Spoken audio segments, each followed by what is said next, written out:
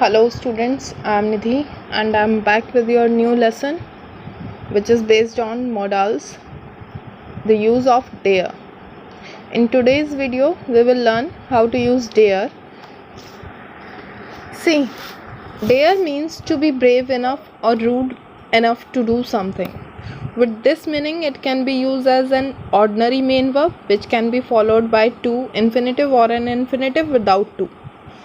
Less commonly, it can be used as a semi-modal verb followed by an infinitive without to. Dare can mean challenge somebody. Okay. So without wasting our so much time, let's discuss how to use as a modal verb dare. See बेटा, dare का सबसे पहला use जो है हम as a modal verb करना सीखेंगे. As a modal verb में हमारा सिंपल सा मीनिंग निकलता है, क्या तुम में इतनी हिम्मत है, क्या तुम ऐसा कर सकते हो इतना. ये चैलेंजिंग मैनर में जब भी हम कोई भी अपना सेंटेंस लेते हैं तो we always use as a modal verb. Modal verb में हम इसको negative as well as interrogative में फॉर्म करते हैं. सो फॉर्मेशन आपके ऊपर लिखी हुई है, subject plus dare plus not plus verb की first form plus object. And while making our sentences in interrogative sense, it always carries dare first, then subject, then verb first form, then object. Our first example shows he dared not cross the stream. उसमें इतनी हिम्मत नहीं है कि वो नदी को पार कर सके. How dare he make fun of me. अब उसकी हिम्मत कैसे हुई कि उसने मेरा मजाक उड़ाया. आप सेंटेंसेस को देखना कि सेंटेंसेस किस तरीके से इनका हिंदी मीनिंग निकल रहा है. Dare you speak before me. तुम्हारी मेरे सामने बोलने की हिम्मत कैसे हुई. How dare you to touch me. तुम्हारी हिम्मत कैसे हुई कि तुम मुझे छू सको. I dare not call you a fool. मुझ में इतनी हिम्मत नहीं कि मैं तुम्हें फूल कह सकूं. Go on, I dare you. बढ़ते रहो, मैं तुम्हें चैलेंज करता हूँ. तो ये सारे जो सेंटेंसेस हमारे जिसमें हम बना रहे हैं डेयर प्लस नॉट या डेयर को हम एज एन इंटेरोगेटिव ले रहे हैं, ये हमारा मॉडल वर्ब की तरह काम कर रहे हैं. अगर हम इसका दूसरा मीनिंग देखते हैं, जो डेयर जो है साथ ही साथ एक मेन वर्ब के रूप में भी काम होता है. मेन वर्ब के रूप में कैसे. अब ऊपर वाले एग्जाम्पल्स को अगर हम दोबारा देखें तो आप अगर फर्स्ट एग्जाम्पल देखें, he dare not cross the swim, he should cross the swim, he must cross the stream, sorry, he can cross the stream. तो आप किसी भी मॉडल वर्ब से इसको इंटरचेंज कर सकते हैं, बिकॉज डेयर जो है यहाँ पर मॉडल फैमिली में से ही यूज़ हुआ है. लेकिन अब हम इसका देखेंगे as a main verb. As a main verb में ये प्रेजेंट में यूज़ होता है प्लस पास्ट में, और इसमें जो है आप अफर्मेटिव, इंटेरोगेटिव, नेगेटिव किसी भी तरीके का सेंटेंस जो है वो बना सकते हैं. तो our first structure shows dare plus subject plus dare plus dares plus object, यानी एस और एस जैसा कि हम प्रेजेंट इंडेफिनिट में लगाते हैं. सब्जेक्ट प्लस डू या does plus not plus dare plus object. तो यहाँ पर भी आपको समझ आ गया ये कौन सी सेंस है, नेगेटिव सेंस.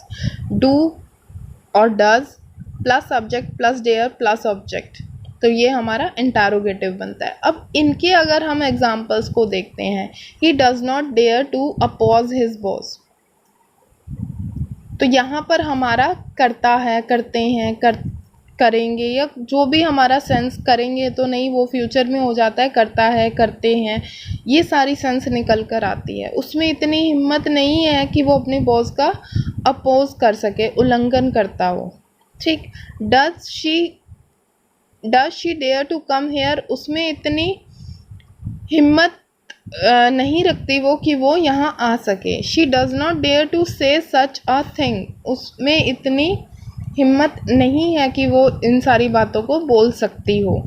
तो सकती, ता, तेती हमारा इन सारे के सारे सेंटेंसेस में क्या आ रहा है, प्रेजेंट इंडेफिनिट. तो हमारी ये सेंस जो है वो निकलेगी.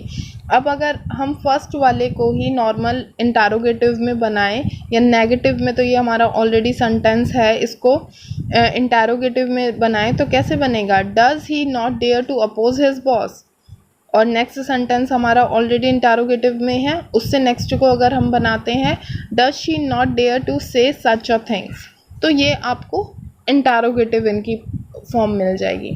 अब इसी में हमारा लास्ट हम डेयर का यूज़ देखते हैं, अगर वो ही बातें पास्ट में की गई होती हैं। पास्ट में हमारा ये क्योंकि मेन वर्ब है, जैसा कि वहाँ पे डेयर के साथ एस और ई एस लग रहा था, यहाँ पर डेयर के साथ सेकंड फॉर्म यानी डेयर्ड हो जाएगा। Subject plus dared plus object, subject plus did not plus dare plus object, did plus subject plus dare plus object. Our first example shows they did not dare to talk to me, उनमें इतनी हिम्मत ही नहीं होती थी कि वो मुझसे बात कर सकें। That means we are talking about our past tense. Did you dare to talk with me, तुम में इतनी हिम्मत थी कि तुम मुझसे बात कर सको, मतलब दैट मीन्स वो पास्ट की फॉर्म बता रहे हैं, लेकिन ताते थी उसमें भी चल रहा है। I did not dare to go there, मेरे अंदर इतनी हिम्मत नहीं थी कि मैं वहाँ पर चला जाता। अब ऐसे ही यहाँ पर हमारा डेयर का जो है वो मेन यूज़ जो है हमारा ख़त्म हो जाता है, जिसमें कि हमें एज अ मॉडल वर्ब और एज अ मेन वर्ब का यूज़ करना हमें सिखाया जाता है। ऐसे ही एक और एग्जांपल लेते हैं, जैसे अगर मैं हिंदी में बोलती हूँ, हम इंग्लिश बोलने की हिम्मत करते हैं, दैट मीन्स ये कैसे है, ये है हमारा प्रेजेंट इंडेफिनिट में करते हैं, तातेती आ गया ना। Do you dare to speak English, तो ये इन्फिनेटिव लग गया हमारा, टू इन्फिनेटिव है, do you dare to speak English.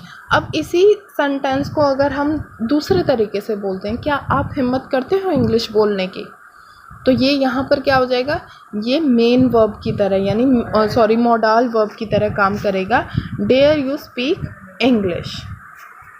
So I hope you got the meaning of dare and how to use it. Do practice of it and make at least 20 sentences of dare as a modal verb or as a main verb. Thank you for watching the video.